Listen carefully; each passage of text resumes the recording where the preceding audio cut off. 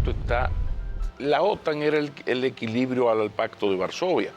Rusia abandona el comunismo, se suponía que Occidente iba a celebrar y a recibir al hijo pródigo, que ni siquiera que se había marchado, que nunca había llegado, porque no había democracia allí. Pero fue una gran noticia en el 89-90, fin de la era soviética comunista, vamos al neoliberalismo maravilloso, ven Rusia y te prometo que jamás voy a ponerte bases de la OTAN en tu frontera, porque tú eres bienvenido y somos amiguitos ahora. De repente, eso fue en el 90-91, en el 97 ya comienzan a actuar en contrario y de repente vemos a Estados Unidos que pretende meterle bases norteamericanas, miembro de la OTAN, a la frontera rusa, que es como que México o Canadá hubiesen pasado en la Guerra Fría a ser parte del pacto de Varsovia. Hay que recordar lo que hicieron los norteamericanos con Cuba. Con Cuba, efectivamente. Entonces, ¿cómo se explica en Europa, la gente que entiende esto que estamos planteando aquí, esa actitud de Europa ante Estados Unidos y una Rusia que, insisto, que debió ser bienvenida cuando llega a la democracia? Bueno, yo creo, sinceramente, y que no es una excusa, que también hemos tenido mala suerte con los personajes. O no tenemos mala suerte con Donald Trump. Pues hemos tenido muy mala suerte con Putin. Y Putin enlaza, no ya con el comunismo del que él procede, porque era un agente del KGB, él enlaza con la Rusia de los zares y con el expansionismo ruso de toda la vida. Y en un momento determinado, en el 2014, les rebaña la península de Crimea a los ucranianos y dice no, porque esto es mío, y ahora le quiere arrebatar el Donetsk, que seguramente acabará siendo así, claro, porque la guerra se va a resolver en los próximos meses porque no da ya para más. Pero lo que se ha criticado mucho es cómo la Europa imperial colonialista, que dividió con líneas y cuadrados a Francia, sí, que ha hecho lo que quisiese, de repente, o los Estados Unidos o la misma China, no quieren entender que los imperios tienen zonas de influencia. Por ejemplo, los norteamericanos siempre nos han considerado no como países, sino como su patio trasero que ellos tienen que tener bajo su mando. Y si nos salimos de la foto, pasa cualquier cosa. Los rusos, ya no son los soviéticos, están en esa actitud de reunificar su imperio ya dentro de las leyes del capitalismo. Pero entonces no es la democracia sueca que está protestando. De repente el colonialismo europeo o los norteamericanos, que insisto, tienen su zona de influencia intocable, porque, o sea, ¿cómo se entiende en Europa este asunto? Europa no está en posiciones colonialistas porque no da para más. No es porque ya no puede. Ya pasó. Claro. No puede. Pero cuando pudo... Ninguna influencia, efectivamente. Y desgraciadamente cuando vemos que si los soldados franceses se retiran de Mali, entonces tenemos un problema muy serio allí. O de cualquier otro lugar. Sí. O otro lugar africano donde están avanzando y tomando posiciones, pues rusos, chinos, etcétera, etcétera, ¿no? Por lo tanto, Europa ya no puede jugar a eso. Europa lo que tiene que hacer es no equivocarse. Y se equivocó en un momento determinado la admirada, y también por mí, canciller alemana, cuando hizo un análisis y dijo, como nunca más va a haber una guerra, seguiremos teniendo siempre el gas de Rusia, por lo tanto, cerremos las centrales nucleares, y cuando sí hubo un problema, se cortó el gas de Rusia, se dinamitó el gasoducto, y el resultado final pues ha sido un riesgo altísimo, ¿no? Europa lo que no puede es cometer errores, y Europa lo que tiene es que investigar, Europa lo que tiene es que ser el baluarte de la defensa de la democracia, de acuerdo con muchísimos países, de ellos muchos de Iberoamérica, que duda cabe, y de otras partes del mundo, y aguantar las tensiones y resistir y redimensionar a la baja tanto como se pueda las posiciones de extrema derecha que hay efectivamente surgiendo. Pero por suerte, en el Parlamento Europeo, que salió de las elecciones, ahora se constituye el gobierno, de las elecciones del 9 de junio, no está la ultraderecha en el gobierno. Es decir, hubiera podido ser peor. Hubiera podido ser peor. Hay que aguantar ahí. Lo que pasa es que en este escenario preocupa mucho, ya usted lo mencionó, lo de Polonia, Hungría, Italia, en España una derecha que muy fácilmente se alía a la ultraderecha, ya se habla del fascismo como un poema, se le puede rendir en un medio de comunicación homenaje a Franco. Sí, pero eso no... O sea, hay una tendencia, en un momento en que la democracia europea necesita ser más democrática y más inteligente, resulta que lo que hay es una tendencia de lo contrario. Entonces España se ve desde fuera, uno la ve como medio atrapada en ese asunto. Bueno, yo creo sinceramente que la situación en español ha sido yo muy crítico sí, sí. con lo que sucede en el Parlamento, que creo que tenemos mucho mejor país que clase gobernante, así de claro lo digo y sé que pues, se molestan. Luego hagamos las excepciones que usted crea conveniente, personales, pero sinceramente no es la situación así. ¿Hay algún homenaje a Franco? Desgraciadamente hay homenajes a etarras que han salido de la cárcel y todavía perviven ahí, pero la población no está en esa cuestión. Y cuando se habla de la gente joven, bueno, la gente joven se tiró a las carreteras y andando llegó a limpiar las calles embarradas de tantas poblaciones valencianas.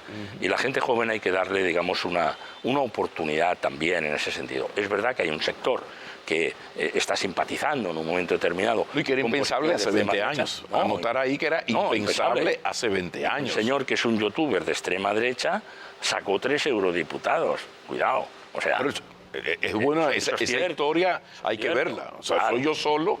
Hay que verlo. Pero no representa eso al conjunto, sinceramente, de la sociedad española. Sí. Mire, España, sin ánimo patriótico ninguno, claro, es un país en el que no hacemos más que crecer población, porque todo el mundo quiere venir a vivir a España.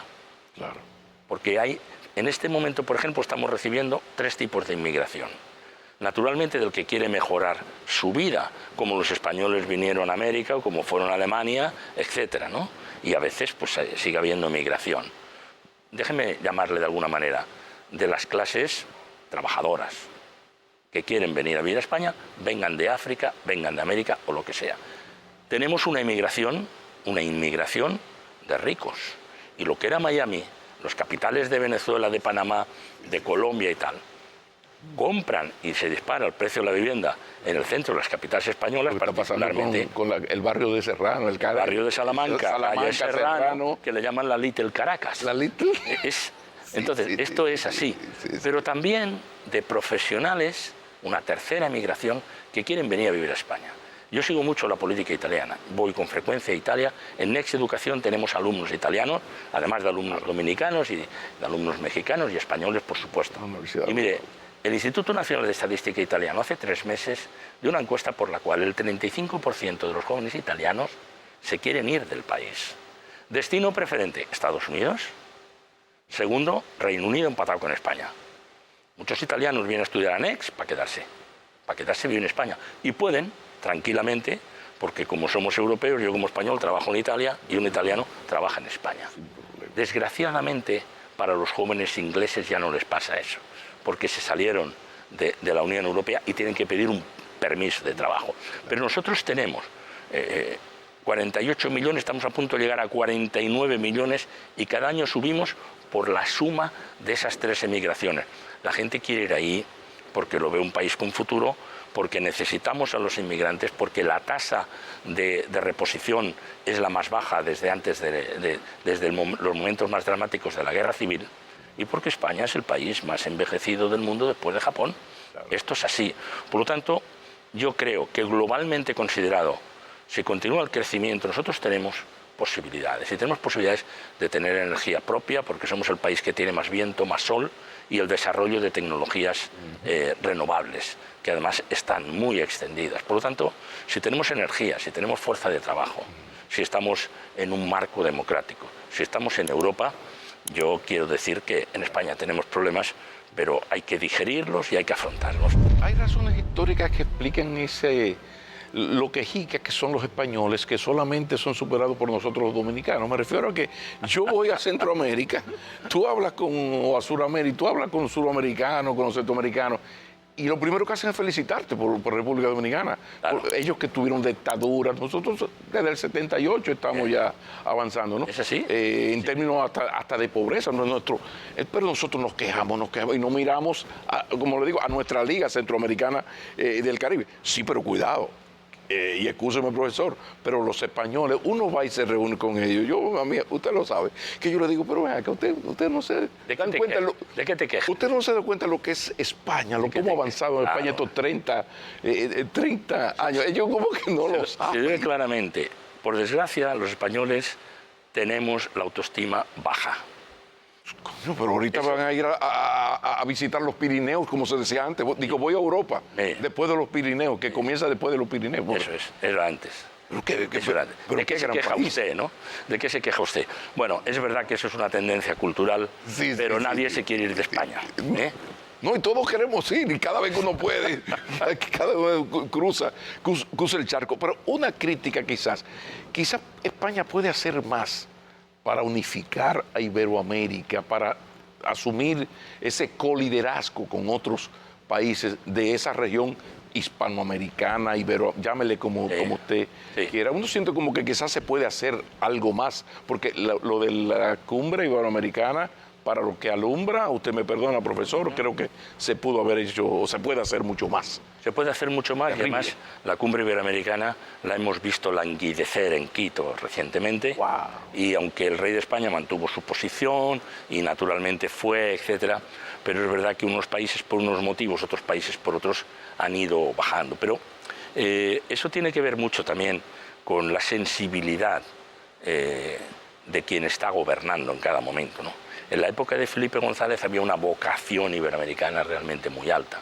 En la época de Aznar era mucho más americana porque su alianza era con Bush, con Blair, y la expresó en una pequeña colaboración en la guerra de Irak, donde también fueron algunos soldados, por cierto, dominicanos, si no estoy mal informado. Sí. Esto es así. Cosas que pasan. Cosas que pasan, vamos a dejarlo ahí. Pero en cualquier caso, es muy importante que personajes como Borrell, por ejemplo, Borrell ha tenido el detalle de nacionalizarse argentino porque su abuelo emigró a Argentina, y en homenaje a su padre, no por ninguna otra razón, se nacionalizó argentino muy recientemente.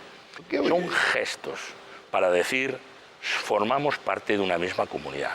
Y en ese sentido, no aprovechar esa capacidad de alianza que puede pilotar España, pero que debe compartir el liderazgo con otros países que duda cabo. México, Argentina, Venezuela. Y Dominicana, ¿por qué no? Y Dominicana. Y nosotros en el centro de... Bueno, claro, pero es que esto es muy importante. La puerta de debemos aprovecharlo, como debemos aprovechar la inmensa fuerza del idioma español.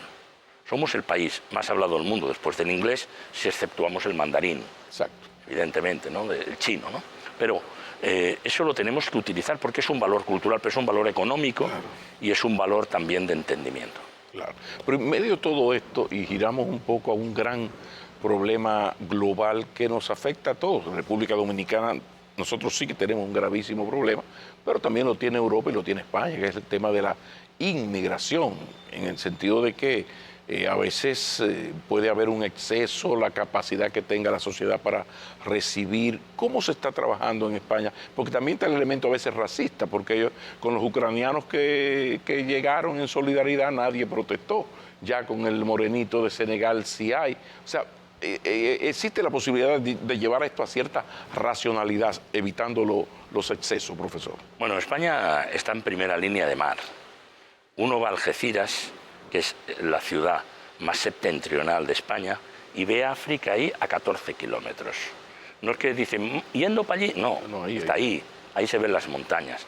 Y la tentación de ese continente de cruzar ese estrecho dramático, como ustedes históricamente querían llegar a Puerto Rico, hay muchos ahogados ahí en ese fondo, y por tanto los países que estamos en primera línea de mar, como está Italia, por ejemplo, piense que la isla de Lampedusa en el sur tiene 5.000 habitantes, pero un día, en un fin de semana, llegaron 5.000 personas. Las mismas. Un dato revelador. Un dato revelador. O nos pasa con la isla del Hierro, que tiene 11.000, que es una de la pequeña isla canaria, pero sin embargo le llevan 200 y 300 muchas veces todos los fines de semana. Eso es verdad, pero por otra parte nosotros necesitamos inmigrantes. Y hay que decirlo así, por más que la ultraderecha diga que no vengan ni inmigrantes. Y además tenemos otro problema, que nos puede ayudar mucho la inmigración, que es a repoblar el interior de España, que está muy desertizado. Sí, nosotros tenemos el problema de que el 80% de los españoles vivimos en solo el 15% del ¿Y no hay un plan para aprovechar la inmigración. Mira, tú eres un inmigrante ilegal, yo te facilito tu legalidad, pero eso sí, yo necesito que tú los próximos 10 años te me ubiques aquí. Es un poco, yo creo mucho en el poder del Estado, pero me refiero a defender el interés nacional. Muchos derechos humanos, bienvenida a la migración. Ahora, yo recibo esa inmigración a partir del interés nacional. ¿Eso no se ha pensado? Sí, se ha pensado y de una forma natural eso fluye. Lo que pasa es que ese flujo debe ser intensificado. Y mucha gente cambia su trabajo de agricultor en Colombia, donde se siente amenazado por ser agricultor en una zona de España. Y la gente lo tiene que recibir y lo está recibiendo. Yo trabajo mucho como sociólogo también y desde Next Educación tenemos una cátedra que estudia estas cuestiones de, digamos, de despoblación y de repoblación. Y le aseguro que estamos en el camino. Por lo tanto, nosotros tenemos que recibir inmigración, bienvenida sea, y además por agradecimiento a todos aquellos países que aceptaron a los españoles en los momentos difíciles, y mire, aunque solo sea por criterios morales. Y mire qué bueno, profesor, que estamos terminando por donde debimos comenzar, que es el reconocimiento no solo a Campo Vidal, sino al aporte que ha significado para el pensamiento iberoamericano en la Universidad Next, que es el ejemplo de lo que estamos hablando aquí de unidad. A mí me maravilló, porque ahí tú hablas con un compañero de Albania, la otra es de Finlandia. Tenemos 27 nacionalidades. 27 nacionalidades. 27 nacionalidades, que se dice pronto, ¿no? O sea que Next sí puede pensar y mucho la comunidad iberoamericana. Estamos, así sea. Somos, y por eso estamos aquí. Muchísimas gracias. Estamos aprobando. El profesor Manuel Campo Vidal nos ha acompañado. Nada, pásenla bien, sean felices. Si es en familia, mucho mejor, porque aún nos queda la palabra. Nos queda la palabra.